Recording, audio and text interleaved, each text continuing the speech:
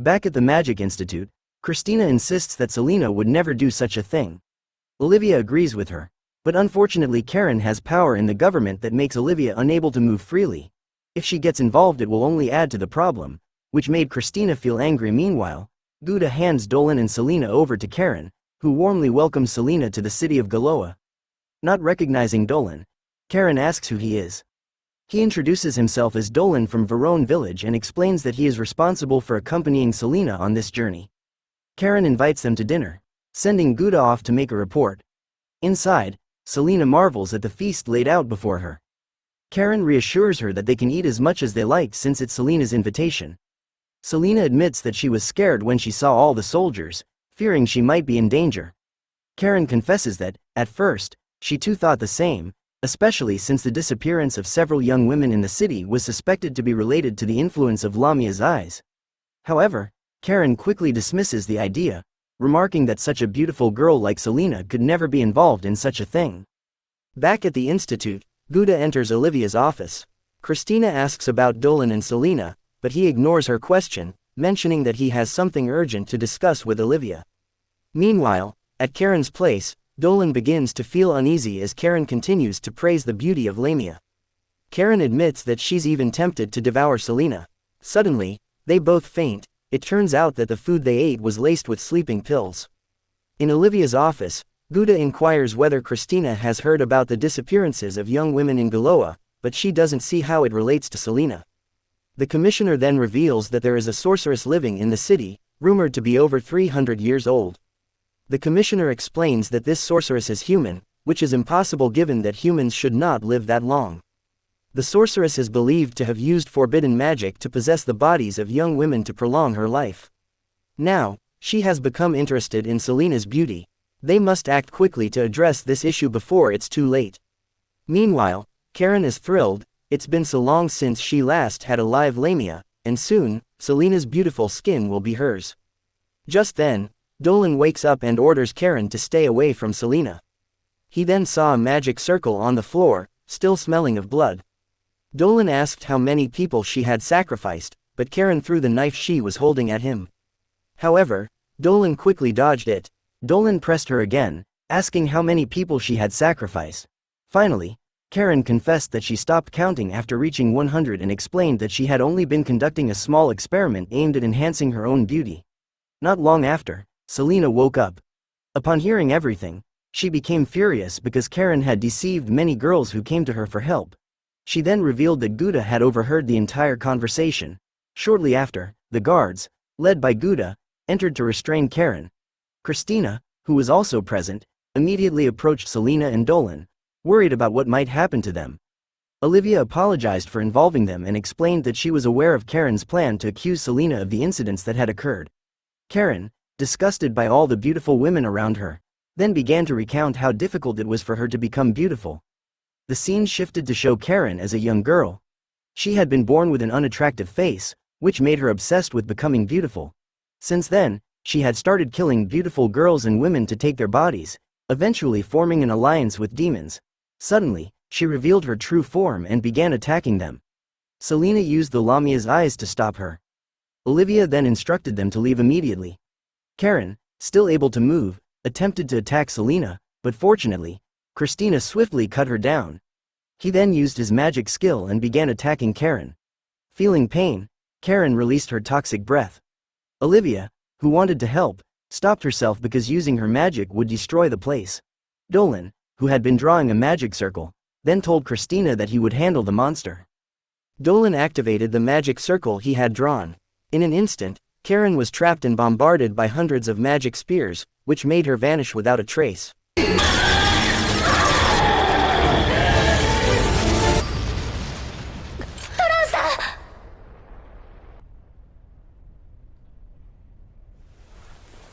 The next morning, Celina was seen studying, accompanied by Dolan who encouraged her. Shortly after, Christina arrived and asked how her studies were going. Celina replied that she had been very helped by Dolan's assistance. Olivia and Gouda then arrived. While enjoying a tea session, Gouda apologized for involving them in this case. Feeling uncomfortable, Celina reassured them that it was not a problem. Dolan also mentioned that he was very surprised when he was told he would be used as bait. Fortunately, he had brought poison antidote, which he had taken earlier, so he was fine. Gouda then handed Celina a residence permit and an ID card, making her happy. Olivia then told Dolan that someone wanted to meet him. A man named Denzel greeted Dolan and expressed his surprise at meeting him in Galoa. After introducing Celina, Dolan explained that Denzel was the son of Maguru, his teacher in Verun village. Denzel then offered to be their guide while they were in Galoa. When they reached the main road in the city, Celina tried to help by picking up food that had fallen, but the citizens still viewed her as a dangerous creature. Dolan immediately suggested that they should buy souvenirs for their friends in the village. When they parted ways, Mr. Denzel offered Dolan a chance to study at the academy in Galoa. He had already discussed this with Olivia, who also agreed. However, Dolan hesitated to decide, as his duties in Verun village had already taken up much of his time. They eventually returned to Verun village. In the carriage, Christina asked Dolan why he was hesitant, as studying in the city wasn't such a bad idea. She suggested that he reconsider the offer to study at the academy, since what he could learn in Verun was very limited. The scene then shifted to show an army of ants invading the forest, causing an elf soldier to panic upon seeing them. A harsh blow lands, immediately knocking elf guard to the ground, leaving a massive wound in its wake. A companion rushes to help, but the fallen elf remains unresponsive. Amidst the chaos of strange creatures, the lone survivor is left stunned, questioning what on earth is happening. As the forest becomes strewn with the bodies of fallen elves, two others arrive, horrified by the scene. One of the wounded elves, still clinging to life, warns them, a horde of demons has invaded. The scouts rush to inform the clan chief of the dire news. Meanwhile, back in Verun village, Christina is teaching Toro the delicate art of maintaining posture and balance during combat. Beside them, Dolan demonstrates to his own student the importance of strategic strike, how a thoughtless attack can leave one vulnerable. Celina watches closely, her mind absorbed in the lesson. She recalls what Denzel had said the day before about Dolan joining the institute to protect the village. Maybe leaving it for now is the best way to do that. Yet, in truth, Celina is worried that Dolan might one day leave her behind. Lost in thought, she turns around and notices three children playing with her tail. Laughing, she chases after them, enjoying the moment. Dolan smiles, watching her live happily in Verun. He wishes days like this would never end. Just then, Christina approaches, eager to learn more about the forest. She's heard there are fierce animals there and wants to test her skills against them. Dolan hesitates, warning her that the forest is dangerous and shouldn't be ventured into without good reason.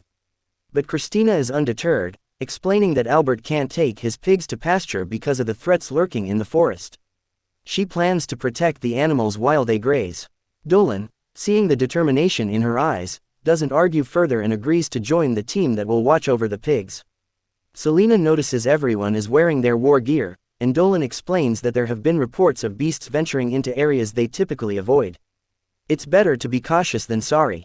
Meanwhile, Dolan thought him, Celina, and Christina on this mission, there's no need to worry. Christina remarks that the forest air is as pure as she imagined, and Celina agree with her.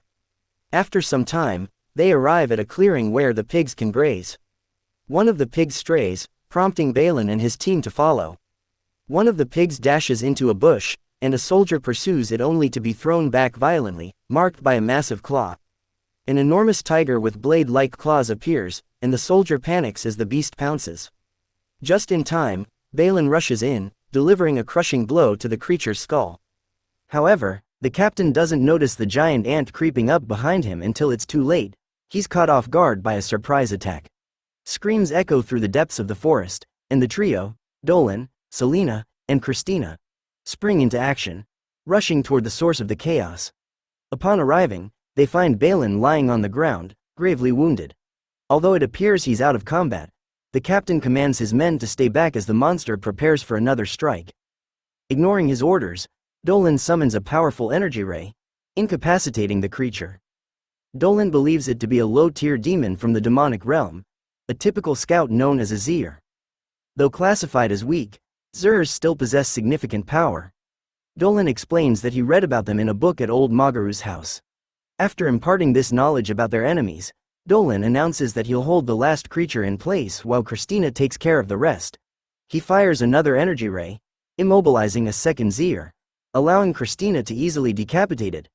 With the battle won, Dolan requests that Christina not share the details of what happened with the villagers. When they return to the village that evening, the expedition group meets with the villagers and elder, who informs them that Balin's life is not in danger. Mew and Magaru are already tending to his wounds. One of the villagers comments on the rarity of the bladed tiger, but wonders aloud about the strange unknown monster they've encountered. Christina asks the elder if such creatures appear frequently in the forest. He answers that this is the first time he's heard of such a thing. Dolan, lost in thought, reflects that this demon will be a serious problem for the village. Magaru then arrives with news that Balin has awakened and should recover. However, he wasn't cut by a tiger, but rather by something with even more powerful claws. Dolan also intended to return to the forest to investigate further. Maguru, who initially didn't agree because he thought it was very dangerous, finally had no choice. He agreed but advised Dolan not to go into the forest alone. Christina volunteers, but the elder refuses, citing concerns for her safety, especially since he promised Commissioner Goda to protect her. In the end, Celina steps forward, offering her assistance. With her cursed eyes and mastery of magic, she's more than capable of helping. Finally, after much discussion, the elders grant their permission, though they caution the young ones to be extra careful in those dangerous parts of the forest. The next day, Dolan and Celina set off for the investigation, marking the first time in a while they've ventured out alone together. Celina, trying to hide her excitement at being in the man's company, nods quietly. The lamia, however, can hardly contain her eagerness. As they approach the forest entrance, they unexpectedly bump into Christina, who pretends to have just been casually strolling by. But Dolan isn't fooled. He remembers the elder's warning about not allowing any institute students to join the expedition. Chris protests, explaining that Dolan had promised to resolve the village's problems, and she sees verun as a crucial part of her life. It's only natural, she argues, for her to help fight alongside those she cares about. Dolan turns to Celina for her opinion. The lamia, seeing no reason to object, agrees wholeheartedly. After all, the village's struggles are everyone's struggles, whether human or not. With that, Dolan relents, accepting Chris into the team. Together, the trio ventures deeper into the forest, determined to confront the creatures lurking within. The group encounters a creature far more formidable than any they've faced before, or at least that's what Chris thinks at first. Celina approaches it calmly, holding an apple in her hand. With a gentle smile, the lamia interacts with the creature as though they've known each other for years. Chris is stunned to see Celina able to tame the monster while Dolan finds himself completely covered by a cluster of baby monkeys clinging to him, as if he were a towering tree. The scene quickly turns into an unexpected picnic in the heart of the forest. Christina, still in disbelief at the sight. One curious baby monkey approaches Christina, prompting Celina to hand her an apple to offer the little creature. The monkey graciously accepts the fruit, and Christina takes the chance to pet it, forming an unexpected bond with the tiny animal. Celina, watching the interaction, explains that the creatures were likely just hungry and, perhaps, initially thought to attack because they were desperate for food. Dolan, observing the situation carefully, notes that even a mighty creature like this gorilla had been forced out of its feeding grounds, likely due to something, or someone, driving it away. He offering Christina a loaf of bread made by his mother from the village's wheat, along with some dried meat his father had taught him to prepare. Dolan settles into a quiet moment. As Christina enjoys the meal, she admits that the more she observes these little monsters, the cuter they seem. Celina, intrigued, comments that the sight of Christina eating is equally fascinating, noting that there's something about the institute student that exudes a mysterious charm, like something straight out of a classic painting. Christina, caught off guard, asks them stop teasing him, but Celina isn't done. She still wants to know what makes Christina so captivating. Christina, confused, has no idea how to answer, but Dolan interjects, telling Celina that she doesn't need to change anything about herself, she's perfect just as she is. His words, sweet like honey, resonate deeply with Celina, and for a moment, she wonders if Dolan is seeing her as a potential wife. But the peaceful moment is abruptly shattered as a strange energy pulses in the air. An alert flashes across the group, and without warning, a mysterious blue sphere is thrown at them. Inside, a wounded fairy warns them to flee immediately. Almost as soon as the warning is delivered, another Zier emerges from the shadows, ready to attack. Dolan steps in front of his companions, sword raised, protecting their position. He orders Celina to move the monkeys out of harm's way, while Christina takes the opportunity to strike, cleaving the demon in two with a powerful blow. But more enemies are closing in, surrounding them from all sides. Dolan reacts quickly, unleashing energy rays that strike down several of the approaching demons, while Christina continues to cut through their ranks with precision. Scanning the area, Dolan realizes that the demons are coming from one specific direction, but what happens next catches him off guard. Azir, using its intelligence, leaps from behind an ally and attacks him unexpectedly. Dolan thrusts his sword into the demon before him, but the situation grows tense as the attack forces him into a moment of peril. With the pressure mounting, Dolan has no choice but to unleash a dangerous transformation. His body morphs, and in the blink of an eye, his arm turns into a powerful dragon limb, allowing him to crush the attacking Zir from above with ease. Despite their partial victory, Dolan notices that Christina has just defeated one opponent, but a second demon has unexpectedly appeared from behind. At that moment, Celina intervenes with her Jerem ability, summoning the magical snake that swiftly eliminates the last Zir and secures the victory for the Verun investigators. Afterward, the group turns their attention to the fairy, who introduces herself as Merle. She explains that she was attacked by the demons. Dolan deduces that the Zerts are merely scouts, suggesting that stronger demons are on their way. Merle warns them that her group is in great danger and severely cornered. Upon hearing that she has companions, Dolan lowers his weapon in a gesture of friendship, prompting the forest elves to cautiously emerge. One of them approaches and urgently tells Merle to distance herself from the humans. Merle also said that they were the ones who saved her. Meanwhile, Dolan reassures his partner that there's no need to worry since they come in peace, but he advises them to stay behind him just in case. Soon, Gio approaches Dolan and expresses his gratitude to his group for having saved the fairy. The elf bows in respect. Gio then asked Dolan why they came to the forest. Dolan explained that they came from the village of Verun and were only investigating the forest because recently many monsters had been roaming around their village. He also apologized for entering the forest without permission. Gio, upon hearing this, simply told them to stay away because the forest was in danger. Dolan suspected that this was the work of the demon army, which had also attacked the elf village. Gio replied that they were already fighting against them and advised Dolan not to get involved. As they were about to leave, Christina, unable to hold back, approached Gio and asked how they planned to face the demon army. However, this seemed to make the elf troops wary. Dolan quickly calmed Christina, who only meant well, to avoid causing harm to the elves. Some elves eventually appeared to agree after witnessing Christina and Celina's abilities in dealing with the demon army.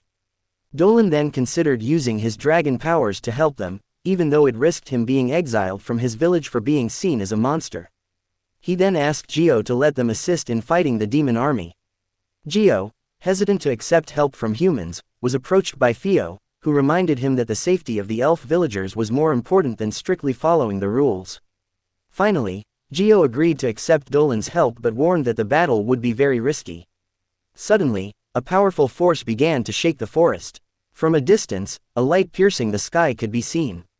Dolan immediately sensed that this was the energy of an active demon portal. Not long after, 3 figures emerged from the portal, seemingly the leaders of the demon army. Dolan quickly chanted a wind spell to help everyone run faster. The scene then shifted to the 3 beings from the portal discussing how to capture and destroy the fairy forest. One of them, who appeared impatient, immediately launched an attack. The scene transitioned to the elves' location, where an army of ant soldiers, led by one of the creatures named Jord, had begun their assault. Jord, one of the 4 spear knights, arrogantly declared he would destroy the elf village in one strike. He transformed his arm into a spear and began demolishing the village's frontline defenses. Gio, receiving a message that their village was under attack by a stronger demon, quickly instructed Dolan to enter from another side. Jord, delighted by the destruction he had caused, entered the elf village. As he was about to kill one of the elf soldiers, he was stopped by the roots of a black rose tree. The terrified elf soldier fled after hearing a voice telling him to get out of there. Jord, struggling against the entangling roots, began to resist, but the tree roots started draining his energy, leaving him unable to fight back. The frightened soldier recognized the figure who saved him. It was Deodora. The scene shifted to Gio's troops, who were trying to enter the elf village as quickly as possible. Dolan unleashed an energy ray that struck a group of zests, while Christina slashed her opponents, and Celina used her lamia eyes. Gio immediately urged them to hurry into the village area. Dolan then handed a magic stone to Christina and Celina, which enhanced their powers. Shortly after, Christina unleashed a tornado skill that attacked the Zests, followed by Celina's earth magic, which also targeted the enemies.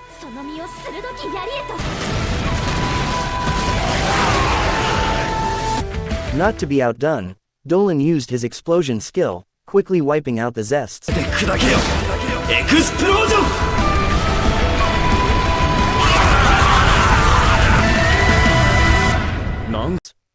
Gio, witnessing their strength, was visibly astonished. The battle then shifted to Jord and Diodora. Jord, frustrated at being restrained by Diodora's roots, was about to be finished off when suddenly a woman's voice rang out, mocking Jord for being careless enough to be defeated. Suddenly, the tree roots holding him withered. The woman introduced herself as Rafflesia, one of the 4 knights of the demon realm. Meanwhile, Dolan arrived in the fairy village, awestruck by its beauty. However, Gio reminded him that there was no time to admire it. The battle continued as Jord, still irritated, declared that he didn't need Rafflash's help and would face Diodora himself. Seeing this, Diodora attempted to summon reinforcements, but shockingly, Rafflesia had already eliminated them, her power causing the surrounding blooming flowers to wilt. Furious, Diodora attacked Rafflesia. Rafflesia, amused, claimed she was unlike the flower spirits of the human world. She was a flower spirit that grew and bloomed in the demon realm, seeing everything as her prey. She countered Diodora's attack. Diodora, enraged, managed to wound Rafflesia with her thorny root attack. Surprised by the injury, Rafflesia, now furious, attempted to finish Diodora off. However, Jord, who had been idle until then, began to assist her. Together, their combined attacks overwhelmed Diodora, leaving her injured and struggling. Just as she was about to give up, Dolan suddenly appeared to help her.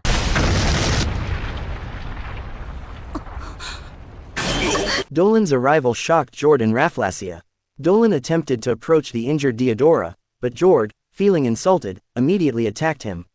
However, Christina arrived to protect Dolan, and as she held Jord back, Dolan swung his sword, managing only to graze him.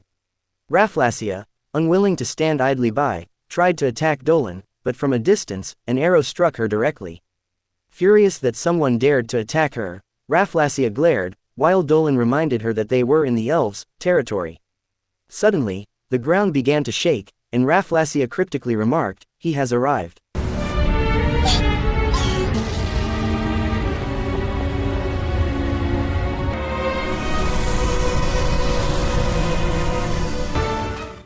The battle continued as Jord prepared to strike again. Celina, who had arrived at the scene, was enraged by the destruction of the fairy village. Without hesitation, she attacked Jord with her lamia magic.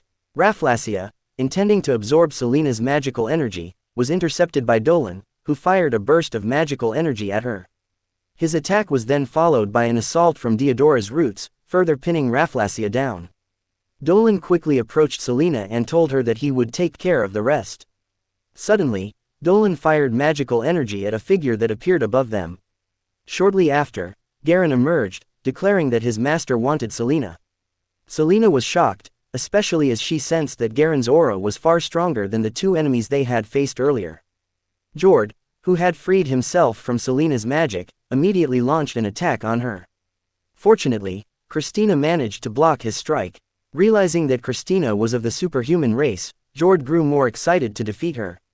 Hearing this, Christina activated her sword magic, El Sparta, causing her blade to glow. She managed to slash Jord, but he quickly regenerated.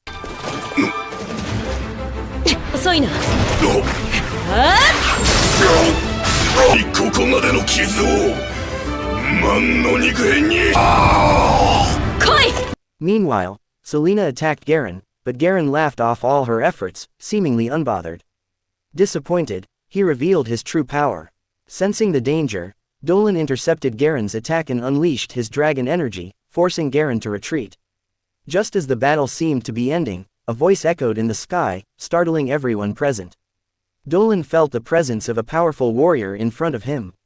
The figure then challenged Dolan, intending to test his strength. Dolan immediately launched an attack, vaguely recognizing the figure as someone familiar. However, he soon sensed the figure reacting to Dolan's dragon energy.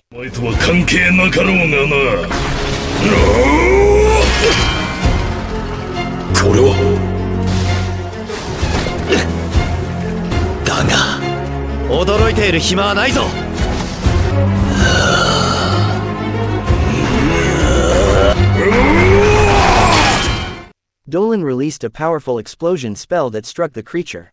Christina, shocked by Dolan's strength, noticed that the creature appeared unharmed. She was impressed by Dolan's power. The figure then began attacking Dolan with 3 swords, leading to a fierce battle between them.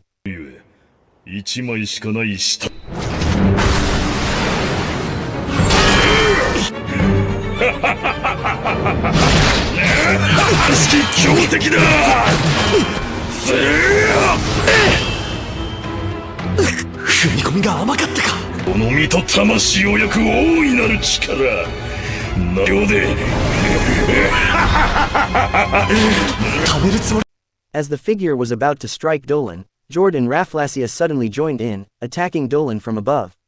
In response, Dolan unleashed his dragon energy, deflecting their combined attacks and retaliating with a blast of magical energy aimed directly at them. After defeating the 2 opponents, it was time for him to face his true adversary seriously. Unleashing his ultimate technique, he declared that if Dolan could block it, he would acknowledge him as a worthy opponent. As he prepared to launch his ultimate attack at Dolan, Celina screamed his name. Using his dragon power, Dolan managed to deflect the attack and redirect it toward the sky. Impressed by Dolan's ability to withstand his strongest move, the figure expressed his delight. He then announced that he would give the forest inhabitants 3 days to prepare before they were annihilated in the upcoming war. After issuing the ultimatum, he left. As he departed, he thought to himself, surprised to have encountered him. Celina immediately ran to Dolan, asking if he was okay. Dolan assured her that he was fine, as did Christina. They then headed to the fairy village to meet the tribal leader. Upon entering, they were greeted by the elf chief and other races. Shortly after, Olivia appeared, shocking Dolan and the others with her presence.